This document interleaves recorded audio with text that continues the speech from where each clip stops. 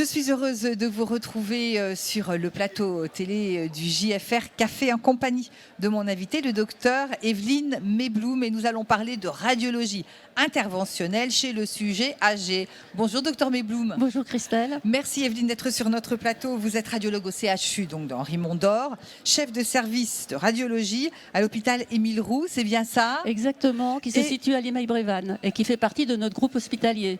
Voilà. Parfait, merci de le préciser. Et vous co-animez le groupe SFR Gédiatrie avec le professeur Alain Luciani. Exactement, c'est-à-dire qu'au sein de la SFR, en 2016, Alain Ramouni, qui était notre chef de service à l'époque, a créé un groupe de travail dédié à la prise en charge des patients âgés et qu'il a appelé le groupe SFR Gériatrie. Il l'a créé, il l'a organisé. C'est par l'intermédiaire de ce groupe qu'on peut mener un certain nombre de réflexions et d'actions, d'où notre séance d'aujourd'hui. Alors malheureusement, Alain Ramouni n'est plus des nôtres, mais je poursuis son travail avec le professeur Alain Luciani. Bon. Alors, nous allons donc parler de radiologie interventionnelle, oui. Je le disais en introduction. Oui. Interventionnelle en gériatrie, qu'est-ce que c'est exactement? Alors, la radiologie, en fait, notre rôle de radiologue, il a évolué au fil du temps. Au départ, nous sommes des radiologues diagnostiquins, on fait du diagnostic. Vous cassez la main, on fait une radio, on regarde s'il y a une fracture ou pas. Notre rôle, il a évolué au fil du temps, c'est-à-dire qu'au fil du temps, la radiologie dite interventionnelle est apparue, c'est-à-dire qu'on a commencé à faire des gestes sous contrôle de la radiologie. Sous contrôle, par exemple, si vous avez une masse au niveau d'un sein, on peut être amené à la biopsier pour savoir si c'est un cancer ou pas. C'était les premières démarches que l'on a faites qui restaient encore dans le diagnostic. Et puis, la radiologie a encore progresser et aujourd'hui on est capable en radiologie de faire des actes thérapeutiques du soin guidés par la radiologie. Ça peut être de la destruction tumorale, ça peut être de faire des infiltrations, etc. C'est un champ très très... Je ne suis pas radiologue interventionnel, mais sauf pour faire des biopsies, mais parce qu'en fait au jour d'aujourd'hui tous les radiologues doivent faire de la radiologie interventionnelle de niveau 1 et ensuite pour les radiologues qui font des plus compliqués, il y a une formation supplémentaire, c'est de la radiologie avancée. Voilà. Donc en fait, on s'aperçoit qu'en gériatrie, on va être limité dans un certain nombre de situations pour lesquelles la radiologie interventionnelle va pouvoir nous aider. Et c'est ce qu'on a voulu diffuser, commencer à diffuser aujourd'hui. Dites-moi, est-ce que la radiologie interventionnelle justement sur une personne âgée est connue? On a l'impression qu'elle n'est pas si tant connue que cela. Non, en fait, les possibilités sont immenses et ne sont pas encore assez connues. Et c'est pour ça qu'on a voulu les mettre en relief aujourd'hui. Les patients âgés, en fait, au jour d'aujourd'hui, on en parle parce qu'il y a les données démographiques qui sont là. C'est-à-dire qu'aujourd'hui, une personne sur 10 a 75 ans et plus. Et que l'augmentation de la population, là, dans les années qui viennent, va se faire grâce ou à partir des gens de plus de 65 ans. Et que d'ici 2070, on prévoit une multiplication par 2 des patients de plus de 75 ans.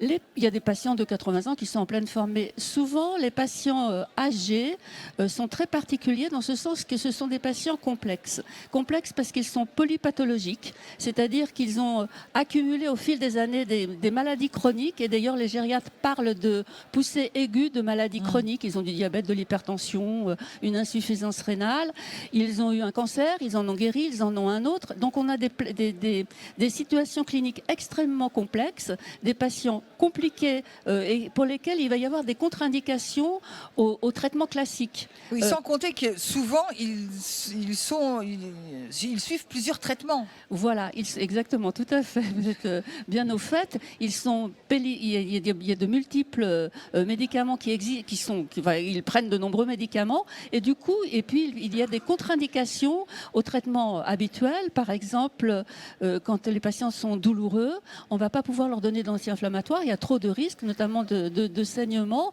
Donc, il faut trouver des alternatives. Il peut y avoir aussi des contre-indications à un traitement chirurgical. Donc, il faut une alternative à cette contre-indication. Et la radiologie interventionnelle nous apporte des techniques mini-invasives qui nous aide beaucoup. Alors, je crois que durant la session, vous vous êtes intéressé à 3 situations particulières. C'est bien ça, hein? Oui, c'est bien ça. On s'est bien compris. En fait, on a fait un choix parce qu'on avait 1 heure devant nous. On ne pouvait pas passer en revue toute la radiologie interventionnelle. On s'est centré sur des situations cliniques qui sont fréquentes en gériatrie. Donc, il y en a eu 3. Il y a eu un intervenant, c'était Maxime Blin, qui nous a parlé de la gestion des saignements qui surviennent chez les patients âgés qui sont sous anticoagulants. Alors, il y a énormément de patients sous anticoagulants pour lesquels ça se passe bien, mais dans un certain nombre de situations, il y a des saignements actifs, et là qui sont beaucoup plus fréquents chez les patients âgés que chez les patients plus jeunes.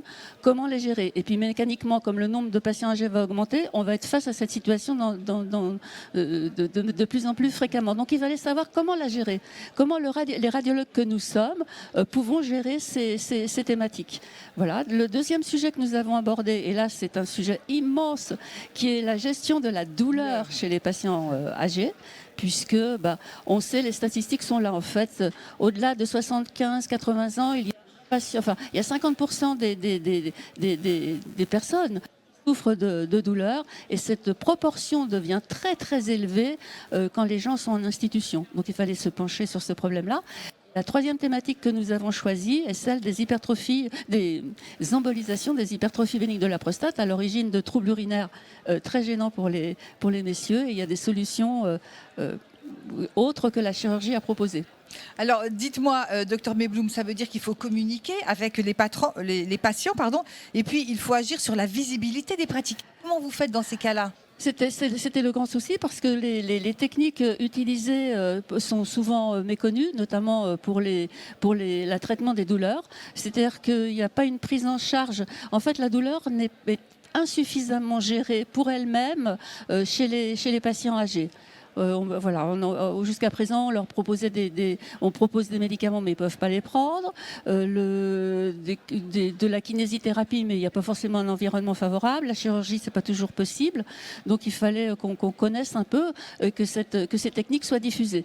Donc, en fait, on a parlé des infiltrations que peuvent faire les radiologues interventionnels au niveau du rachis.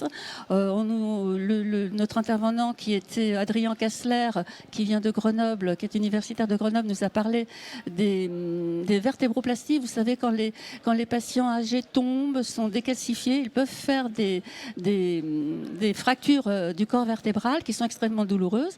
Jusqu'à présent, on proposait le repos, le corset, mais c'est pas facile. C'est compliqué pour eux sur le plan, c'est inconfortable. Donc l'alternative, qui est de pouvoir mettre du ciment, un ciment médical à l'intérieur de la colonne vertébrale, va leur permettre, de ne plus souffrir, de se redresser, ensuite de redevenir actif et de retrouver une autonomie. Donc les intérêts sont multiples. C'est des interventions qui sont relativement bien codifiées, mais effectivement qui sont méconnues. Donc il était important d'en parler entre nous, pour que nous, radiologues, on connaisse ces techniques-là, qu'on la communique à nos correspondants et qu'on la communique à nos patients. Allez, dernière question. Il faut une coopération interprofessionnelle, médecins, infirmières, kinésithérapeutes? Oui, bien sûr, comme toujours, de plus en plus certainement. C'est pour ça qu'ici, il y a beaucoup de manipulateurs radio avec nous. Il fallait diffuser ces techniques-là auprès des patients. Et c'est vrai que de toute façon, au jour d'aujourd'hui, les patients, ils ont d'énormes réseaux de connaissances. Ils consultent Internet, ils consultent les blogs, ils consultent les forums. Donc, ils commencent à être au courant, ils reviennent vers nous pour avoir des interventions. Et je pense que des solutions à leurs problèmes. Voilà. Et je pense que c'est vrai que les radiologues, en fait, sont toujours amenés dans une démarche diagnostique à recevoir les patients. Donc, c'est aussi à nous, radiologues qui sont habitués à faire du diagnostic, dire on va demander l'avis d'un radiologue interventionnel. Eh bien, écoutez, ce sera le mot de la fin. Merci, docteur Evelyne Mebloum, d'être venue sur notre plateau. Merci à vous. Merci à vous de nous avoir suivis depuis le congrès des JFR édition 2023 de la Société française de radiologie.